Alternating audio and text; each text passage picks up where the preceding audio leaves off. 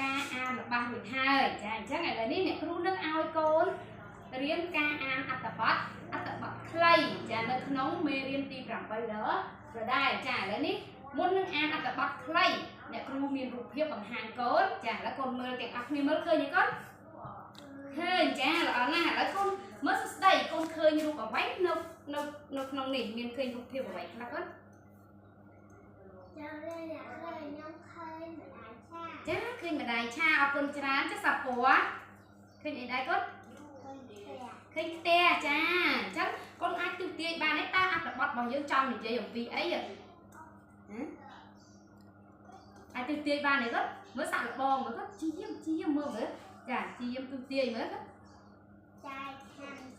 អូចែឆាំឆាចាំឲ្យអ្នកគ្រូក៏អត់ដឹងថានៅក្នុងអត្ថបទនឹងនិយាយពីអីដែរទោះតែយើងអានអត្ថបទនោះទើបយើងអាចដឹងថាចាអត្ថបទយើងនិយាយអំពីអ្វីចាឥឡូវកូនដាក់ដៃនៅលើតុហើយអ្នកគ្រូនឹងអានអត្ថបទខ្លីនេះឲ្យកូនស្ដាប់ទាំងអស់នេះចាអញ្ចឹងឥឡូវកូនមើលតែអត់ស្ដាប់អ្នកគ្រូសិនណាកូនណាចាអ្នកគ្រូនឹងអានឲ្យកូនស្ដាប់ឈុំឆាឆៅចែឆាំចែឆាំឆាចៅឈុំឆាឆៅចែឆាំកុំឆាឆៅចែឆាំចៅឈុំឆៃឆាចាស្ដាប់បានទេកូនចាស្ដាប់បានចាល្អណាស់ឥឡូវកូនអាចអានជាមួយអ្នកគ្រូបានទេកូនបានចាឥឡូវអានឲ្យលឺទាំងអស់គ្នាកូនណាត1 2 3ឈុំឆាឆៅចែឆាំ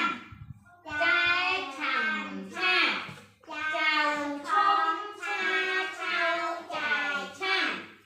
កុំឆាឆៅចែឆាំចៅឈុំឆៃឆាចាល្អណាស់ចាឥឡូវអ្នកគ្រូចង់ឲ្យកូនអានដោយខ្លួនឯងដោយកូនបើកនៅក្នុងសៀវភៅចាជំនួយរបស់កូនទាំងអស់គ្នា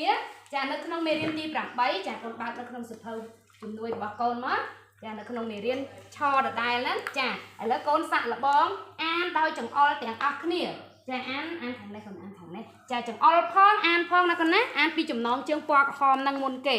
តោះឥឡូវជាយើងអានខ្លួនឯងមកកូនចង្អុលផងអានផងសួស្ដីខាងនេះខាងនេះចង្អុលផងអានផងតោះអានមកកូនចាជាយើងអានមកឈុំឆាឆៅចែ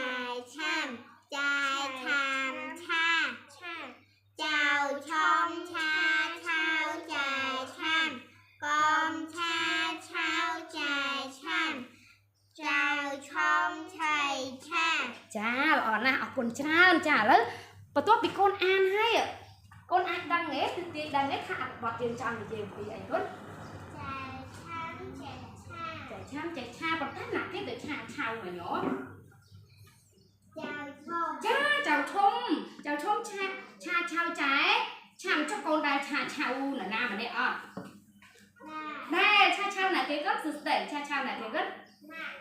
ឆាឆៅម៉ាក់ហើយចុះសពតដែរឆាឆៅគេអត់ដែរឆាឆៅណាគេគាត់ម្ដាយអូចឹងកូនគិតថាការឆាឆៅហ្នឹងល្អហើយគាត់អត់ល្អទេចឹងកូនគួរតែឆាឆៅគេទៀតអត់ទេចាឥឡូវនេះដើម្បីយល់អត្ថបទទាំងមូលឲ្យកាន់តែច្បាស់អ្នកគ្រូនឹងសួរសំណួរដល់កូនទាំងអស់គ្នាចាឥឡូវអ្នកគ្រូសួរចាសំណួររបស់យើងសំណួរទី1ឲ្យកូនគិតណាស្ដាប់សិនណាស្ដាប់ឲ្យកូនគិតណាតើចែឆាំធ្វើអ្វីបើកូនណាដឹងតើចែឆាំធ្វើអ្វីបើកូនណាដឹងមើលលើកដៃឆ្លើយទៅអសួស្ដីតើចែឆាំធ្វើអ្វីគាត់ចាចែឆាំឆាត្រូវអីគាត់ល្អណាស់ទាដៃឲ្យសួស្ដីមួយល្អមែនទែនចាល្អណាស់ដល់សំណួរទី2តើនរណាឆាឆៅចែឆាំតើនរណាមើលសពណ៌ចាចៅឈុំជាអ្នកឆាឆៅចែឆាំចាល្អណាស់ដល់សំណួរទី3ចាសំណួរទី3តើកូនគិតថាហេតុអ្វីបានជាចៅឈុំឆាឆៅចែឆាំកូនគិតថាមូលហេតុអីគេបានជាចៅឈុំនោះគាត់ទៅឆាឆៅចែឆាំគាត់មូលហេតុអីគេដោយសារគាត់អីគេគាត់ចា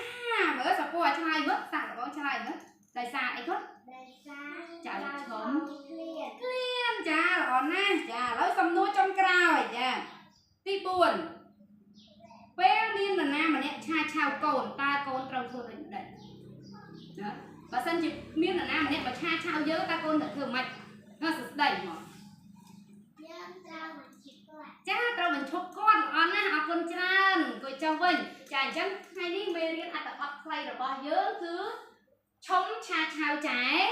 ឆាំចាអរគុណច្រើនអញ្ចឹងកូនត្រឡប់ទៅវិញសូមព្យាយាមអានបន្ថែមទៀតហើយបន្ទាប់ទៀតគ្រូនឹងបង្រៀនអំពីការសរសេរដល់កូនទាំងអស់គ្នាចាអរគុណច្រើន